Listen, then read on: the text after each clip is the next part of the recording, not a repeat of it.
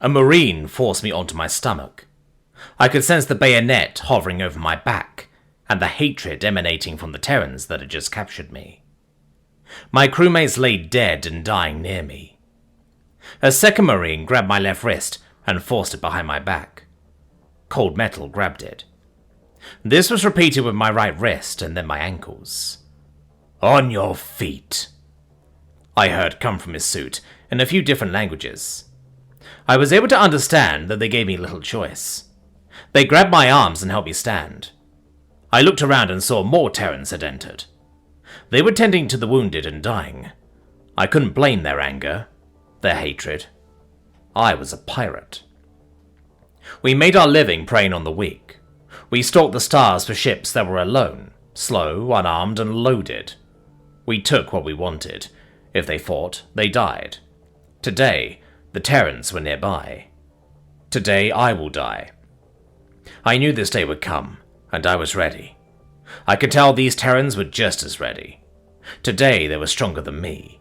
Such is life, I pondered. As they took me through the ship, I saw more bodies, mostly my crewmates, but also Terrans. This confirmed my fate. I suppose they didn't want to just shoot me. Again, this was confirmed because we were heading to one of our airlocks. They wanted me to suffer. I was fine with this, not eager by any means, but accepting. I had sent others through their own airlocks before. Kill 1 and save 10 was an easy way to make a captured crew more compliant. Math may be heartless, but it can be done with heart. I was surprised to see a shuttle docked in the airlock. They had boarded from our port side. It was surprising and shocking how quickly they had managed to take over our entire ship. Their shuttle forced itself to dock and discharged Marines like they were being injected into our halls. I was standing with our captain when they entered our cargo bay.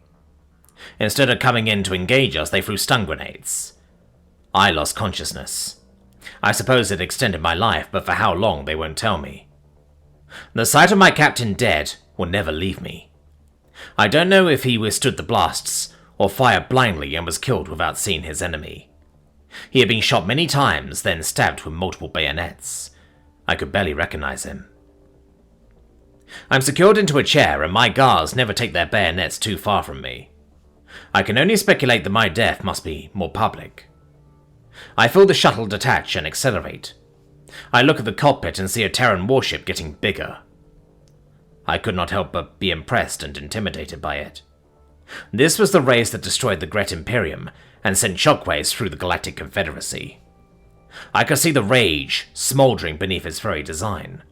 A design that stalked space better than us. A design that screamed into the void, "No more!" I was screwed.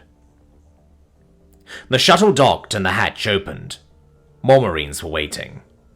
Their bayonets did not have blood on them, but I could sense they were ready for it. I was released from my chair. The taller Marine pointed to the hatch. I got up and walked, while the other followed behind me, bayonet ready. The two that met us led the way. I had never seen the inside of a Terran vessel, not even their freighters. We tried to give them a wide berth. Others had tried before. Sometimes they won, but never for long. Any pirate vessel that attacks a Terran-flagged ship was hunted down without mercy. A number of international incidents have been recorded from the Terrans, following them inside the borders of other nations. The Terran Republic was small compared to many powers of the Galactic Confederacy, but it was powerful enough to shrug off the anger from violating the borders of its neighbors. This ship surprised me. I had halfway expected to see a masterwork of art. Instead, the corridors were small and crammed with storage compartments on each side. Wiring and cabling was exposed. Airtight doors spaced every 20 or so paces. This ship was built to be brutally efficient. My current situation a testament to that. I'm brought into a room. I recognize a brig anywhere. From the little Terran English I understand, they announce me as a prisoner. I am assigned a small cell. I have room to lay down on a small shelf, a blanket, a toilet, and not much else. I did not even expect this much. In all this, not a word was spoken to me. Time passed. How much I can't really say. I couldn't read their time recorders. Later, 2 Marines entered with 2 other Terrans. My cell opened, and they pointed at a black circle on their floor immediately outside my cell. I walked out and stood in it slowly. "I am Chief Linguistic Specialist Harvey. I am here to translate," he said in Necton. I nodded. "This other person is a doctor. They are here to make sure you weren't injured. Do you have any injuries to report?" he asked. "My ears hurt," I answered. This was translated into English, and the doctor replied. "It's from the stun grenades. It will go away eventually," Chief Harvey answered. He then explained what the doctor was about to do. I don't think the Marines were going to allow me to resist, so I didn't. I was checked from bottom to top, told I had no injuries and only minor bruising, then sent back into my cell. More time passed. I was fed basic sustenance and given water. I slept. Lights were dimmed and turned red, but not extinguished. I woke and simply existed. I collected my thoughts. They must be ensuring my health so I don't die before my execution. They must be taking me back to Earth to truly make an example of me. My death will likely be broadcast to the entire galaxy in all its painful glory. Sadly, it won't do much with the current state of affairs. Nations are small, space is big, and beings like me tend to be everywhere. It may stop the more cowardly ones, but the true scum? Only death will stop them. I was brought out of my thoughts by Marines entering again with Chief Harvey. He explained I was being taken for questioning, and to stand on the circle to be restrained. I complied, though I did not relish the thought of what awaited me. I was led into a room attached to the brig. My wrist restraints were attached to the table, and I was allowed to sit. I could move to a limited extent, but not enough to threaten anyone. Another person walked in and dismissed the Marines. Chief Harvey stayed. It was through him that this person introduced herself. She was Lieutenant Powers, Terran Judge Advocate General attached to the Terran Department of Justice. "I see it is recorded you received medical attention. Are you currently suffering from any injuries? Anything that they refuse to address?" she asked. "My ears hurt from their grenades, but that was no longer after I woke up," I answered. "I'll note that," she stated. "Before I ask any other questions, I am required to make you aware of your rights under the Terran Republic Constitution, the Terran Declaration of Sentient Rights, and Galactic Law. This interaction is being recorded for evidence and documentation. You are not required to answer any questions asked of you. You are entitled to legal representation at all times, and you may have a representative with you during all questioning and trial activities. If you cannot or do not have your own legal representation available, one will be appointed for you. Any and all communications with legal representation are held in secret and cannot be divulged without your express recorded consent. You will not be tortured or coerced into speaking with us. You are free from cruel and unduly painful punishments. You have the right to food, water, shelter, and medical care at the expense of the Terran Republic. Do you understand what I just stated?" she asked.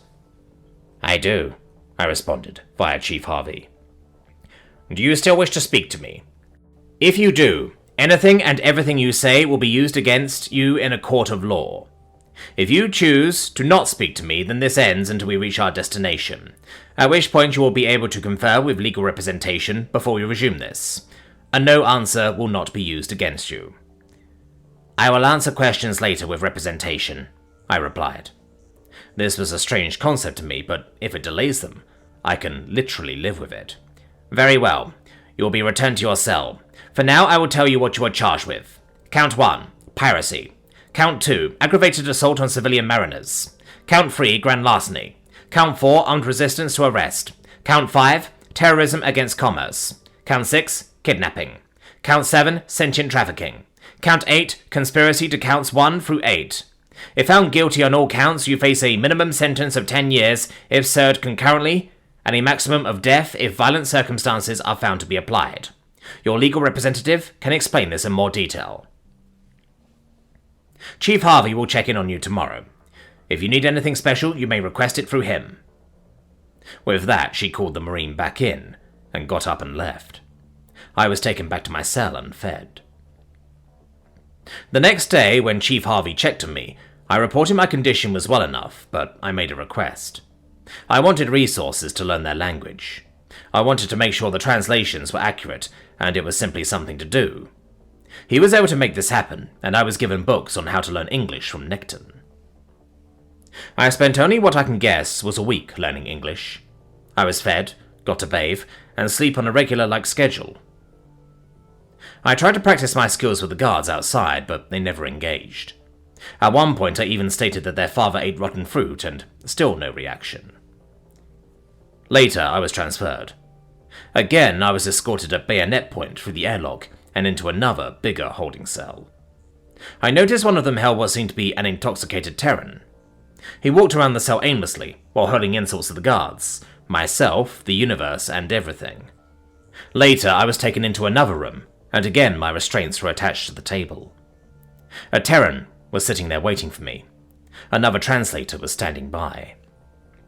"My name is Ryan Beasley. I am your legal representative.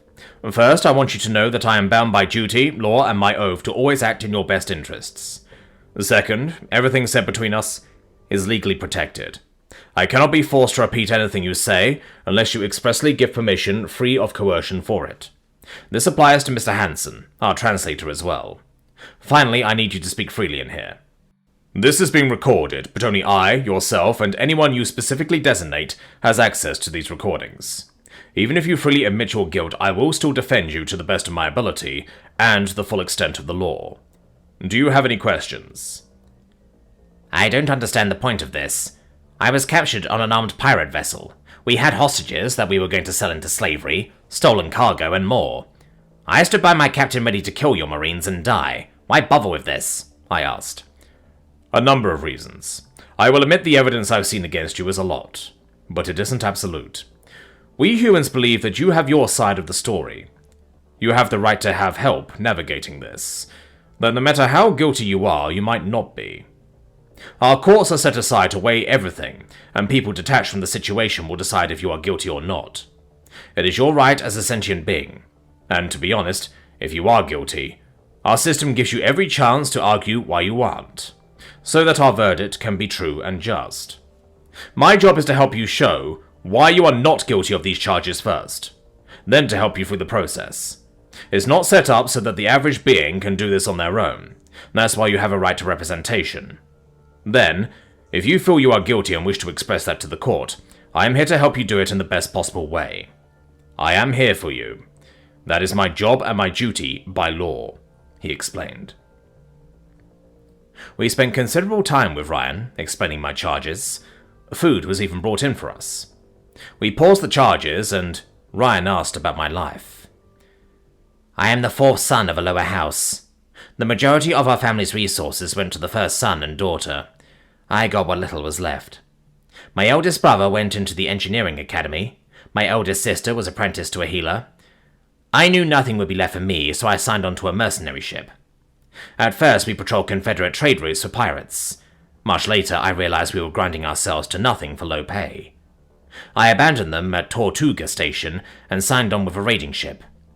I was able to make a small name for myself and learn that those with power rule over those without. Even now I am here because Terrans are powerful. Powerful enough you can be kind to me, when I would not have been to you," I stated. "True, to an extent, but I've noticed a sharp decline in attacks on Terran-flagged vessels," he replied. "Yes, it's known how far you'll go if one of yours is attacked. If we were to attack a cloth ship, we can get away with it, as long as a patrol doesn't intercept us." "But, have you noticed how more ships are registering under a Terran flag? What will you do if all freight flies our flag?" he asked. "I don't know. Some will test it, I'm sure," I answered. I hadn't thought of this before. Many private vessels sailed under a neutral flag due to lower costs.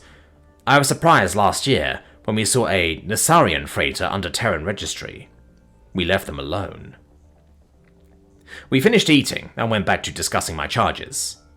I vehemently disagreed with being charged with resisting when I was incapacitated by a stun grenade. "It doesn't matter. I'll get you a copy of the helmet footage, but you are armed with a weapon ready to fire when stunned. Legally, that's resisting. We might be able to plead that charge away, though," Ryan stated. We continued to discuss the charges and form a strategy, to the point we had another meal served. By the point we both grew fatigued, we had the beginning of a strategy formed. When I was returned to my cell, I felt something odd. Hope. Rationally, I was guilty, but was I legally? We only had to convince one person on a jury that I may not be. If that happened, I would be released, and I might be on another crew in a couple of months. My experience with the Terran legal system would be invaluable. My hopes were shattered the next day. We went through the evidence together. The people and cargo found on my ship, the fight we put up, the disruptor found on me, and more. I was going to die. This isn't good. We can still fight this. You said you would get no support from your family. Maybe we can use that. Ryan pondered aloud. I don't understand. By your own language, I'm scum. I did horrible things. I sold sentient beings into slavery. Something I've heard you take special offense to. Why are you defending me? I asked. It's my duty. I defend you no matter what. I have a counterpart, a prosecutor, who will attack you in a strictly legal sense. Then the jury, detached from us all, decides your guilt or not. A judge, impartial, ensures fairness. This is important to us. If you truly are guilty, then we can rest assured justice was served. If not, then hopefully we can do a good enough job to convince others. You have rights. You may have denied rights to others in the past, but you still have rights. Our system is designed to respect that, Ryan stated. What if I wish to express my guilt and accept death? You may plead guilty. You will likely not be sentenced to death, though. You will very likely be imprisoned. We can negotiate that with the prosecution if you wish, but you have rights. We argued back and forth, which included having the translator translate everything into very basic terms in my language. I wondered if this was part of my punishment. I still could not reconcile how these warlike Terrans could also be the humans that ensured my rights were respected. Later, we met with the prosecutor. Ryan told me to remain silent for most questions, which I did. I must admit I took small pleasure in hindering them slightly. Later yet, we went into court. I was to be arraigned. Ryan met with me privately beforehand. Wanted to make sure I wanted to fight this still. I did, and entered a plea of not guilty. The judge again verified that my rights had been respected, my health, and even asked about my culture. I laughed slightly. My culture turned its back on Fourth Sons, and I returned the favor. I spent the next several weeks going in and out of court. Ryan tried to have the Marines that captured me brought in for questioning, as well as the beings we captured. Both were denied, with the judge ruling that helmet camera footage was sufficient, as was the sworn testimony of my previous living cargo. Ryan did manage to get the charge of armed resistance to arrest reduced to non-violent resistance to arrest. Apparently it only carried a fine, and if I was found not guilty on all other charges, it had to be dismissed. In a strange way, I suppose I was grateful for the effectiveness of stun grenades. Ryan argued vigorously about the tiniest details of the evidence introduced against me, even demanding that the checksum values of the camera footage be verified by his team. As I learned more about their legal system, I was surprised to find that both sides, my defender and prosecutor, were equally funded, and lawyers rotated from each role regularly. When it was time to impanel a jury again, I saw Ryan go to work. Out of a pool of 100, 25 were excused due to prior pirate encounters as civilians or from military experience. Several more because people close to them had been affected.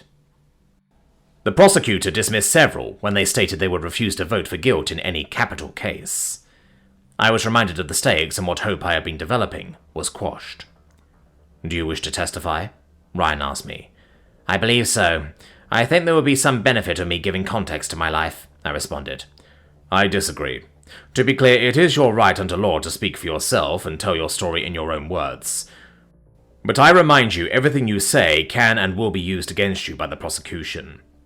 You once served on a mercenary vessel doing anti-piracy operations.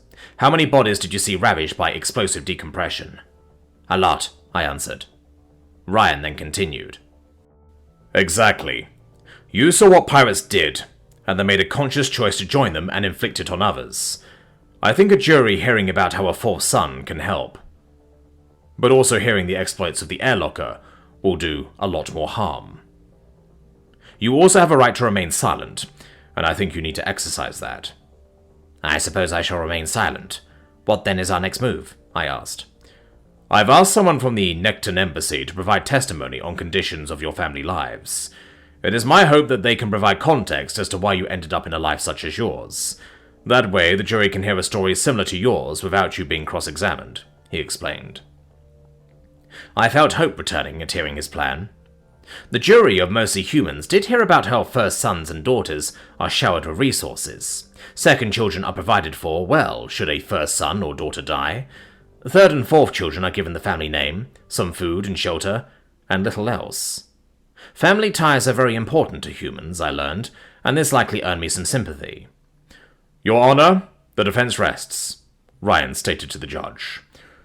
"Very well. I assume the prosecution is ready?" the judge asked. "Yes, ma'am, we are," he answered. "Very well. Let's take an hour for lunch, and you may begin." The judge banged her small hammer, and I was taken to a holding cell and fed. The next several days consisted of me having to watch camera footage from the Marines that captured me. Ryan had argued successfully that only footage directly before, of, and after my capture should be shown, and any bodies and wounded will be censored. His reasoning was none of the victims had testified to seeing me, and there was no other evidence of me interacting with them. I felt a sense of anger and helplessness boil within myself watching the footage. Ryan gave me a glass of tea to help steady myself, as I watched myself lose consciousness from the grenades. "Members of the jury, you can see with your own eyes that the defendant was standing beside their captain, disruptor in hand, ready to fight to the death. Had the stun grenades proved ineffective, we very likely wouldn't even be here today, as they would have died trying to kill Terran Marines in a direct effort to protect their captured beings and stolen cargo," the prosecutor said to the jury. "Objection. Your Honor, we have no proof of intent. My client was never given the chance to surrender and did not resist once captured," Ryan forcefully stated quickly, standing up. "Prosecution?" the judge asked, looking at him. "Your Honor, the Marines' helmet translators were working in several languages, including Necton. Additionally, it is known universally that when Terran Marines are stacked up outside your door, you can throw down your weapons and surrender. Defendant chose not to. The fact that he chose not to resist afterwards shows a simple acceptance of their fate," they explained. Sullenly to myself, I admitted he was correct. "Objection overruled," the judge stated, banging the gavel. Today was the day. Closing arguments had ended. 2 days of Ryan and the prosecutor going through each charge, restating their case, and their reasons for my innocence or guilt. The judge explained the meaning of each charge, the meaning of guilt, reasonable doubt, beyond the shadow of doubt, and that they were free to ask clarifying questions to the court if they needed. They took a day to decide my fate. "All rise," the bailiff announced to the room as the jury entered. "Be seated," the judge ordered, and we all sat down. "Madam Speaker, has the jury reached unanimous verdicts on all counts?" "Yes, Your Honor," she answered. My heart was racing. Soon I will find out if I am to be set free or put to death. "What is your verdict for count 1, piracy?" "Guilty." "What is your verdict for count 2, aggravated assault on civilian mariners?" "Guilty." It felt like the blood was draining from my body. I was to die. It was unfortunate that only now I wish I had made better choices. "What is your verdict for count 3, grand larceny?" "Guilty." "What is your verdict for count 4, non-violent resistance to arrest?" "Guilty." I was found guilty for every count. I placed my hand on the table in front of me for support. In all my years I had always shown such strength, and now it had escaped me when I needed it the most. All my choices in life hitting me, as though I had blindly stepped out into the street. I was barely aware of the judge thanking the jury for their service, and dismissing them from service. "We will reconvene tomorrow morning and move into sentencing," the judge stated, banging their gavel. The guards had to bring a wheelchair to take me back to my cell. I couldn't say a word. My body and mind were completely numb. I knew nothing of Terran prisons. Information about them was restricted. I assumed it was due to their brutality. Humans might value my rights as a sentient being, but I suppose those vanished now that I was convicted. I did not sleep at all that night, knowing that my future was imprisonment and death. It is the decision of this court that you be remanded to the Bureau of Prisons. It is in their custody that you will remain for 45% of the average lifespan of your race, with time served counting toward the full sentence. The court understands that life left you with few choices, yet you still made a series of conscious, deliberate, informed choices that brought you here. You once took a role in fighting against the tide of evil, but chose to join it instead. For your rough start to life, I have not sentenced you to death, but I cannot ignore all that you have done in the name of enriching yourself. Should you live long enough to breathe free air again, I will rest better knowing that you will be too old and frail to raise your arms against anyone ever again. You have 1 minute to speak to your lawyer before sentence is carried out. I'll find something we can appeal on it, but I'm not hopeful, Ryan stated to me. Thank you, Ryan. I know this is your job, but it means a lot to me. I would like to keep in touch with you, if that is okay. On matters strictly related to your case, we will remain in contact, but nothing else. My child was captured by pirates during a school trip. She's only alive because Terran Marines saved her, at the cost of several of their own lives. She had to watch her teacher die. Frankly, you're all scum, and I can't wait to see the day when the last of your trade dies. I'll start looking into that appeal tomorrow.